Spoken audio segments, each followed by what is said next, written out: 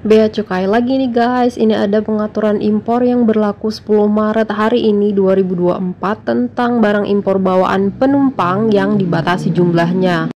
Jadi karena masyarakat itu kayaknya bingung tentang barang impor yang kita bawa dari luar negeri, so kantor Bea Cukai Soekarno-Hatta ini coba sosialisasi Permendak dengan aturan sebagai berikut nih.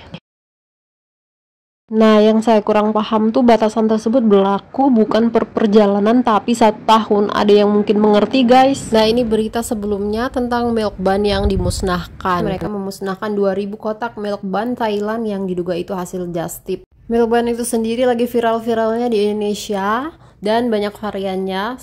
Bea Cukai itu menahan 2.564 buah atau 1 ton beratnya senilai 400 jutaan dari 33 penindakan, berarti sekitar 33 orang ya yang kena cekal. Dan lagi-lagi masanya tuh di BPOM karena mereka tuh katanya nggak memiliki izin edar BPOM. Terus diduga juga bukan untuk konsumsi pribadi melainkan barang just tip.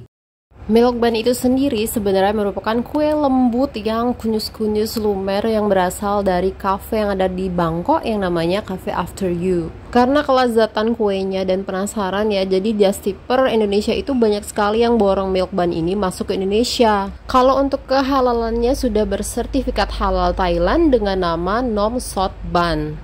Nah, misalnya kalian juga pengen ngecek kehalalan makanan lainnya, bisa cek di website Thailand ini. Jadi ya teman-teman, milk bun yang kesita itu dibakar sama pihak imigrasi dan bea cukai. Dan yang dipermasalahkan itu sih sebenarnya bukan pajak bea cukainya kalau dari kasus yang kemarin ini, tapi karena barang yang dibawa dari luar negeri itu tuh nggak ada izin BPOM-nya. Jadi ada kriteria, saya nggak tahu kriterianya karena nggak pernah tertulis dengan jelas. Tapi yang kalau kosmetik itu ada video dari Bea Cukai. Jadi bahwa aturan kosmetik ke Indonesia adalah maksimalnya 20 pieces atau kalian juga harus menyertakan izin dari BPOM. Jadi tuh kalian harus mengurus surat izin BPOM. Jadi barang itu bisa diambil. Dan dalam peraturan yang baru ini juga disebutkan beberapa item seperti sendal jepit, baju, tekstil yang lain-lain. Katanya kalau bawa baju itu maksimalnya 5 pieces ya. Tapi pada kasus sebelumnya itu ternyata ada 3 pieces tapi kena juga. Bahkan ada yang 1 pieces pun masih kena pada bea cukai, ditahan gitu.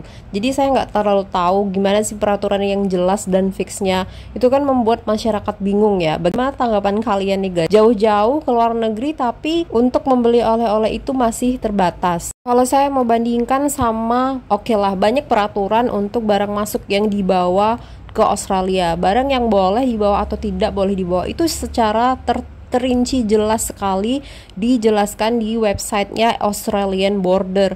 Tapi beda ke Indonesia ini tuh tiba-tiba aturannya tuh ada aja, muncul aja tanpa sosialisasi, terus perubahannya tuh selalu revisi dan berubah terus. Sangat membingungkan walaupun banyak sekali aturan untuk barang yang boleh dibawa atau tidak boleh dibawa masuk ke Australia, tapi itu aturannya itu jelas dan enggak tiba-tiba berubah gitu loh. Dan semuanya bisa mengakses dan mempelajari sebelum kita masuk ke Australia.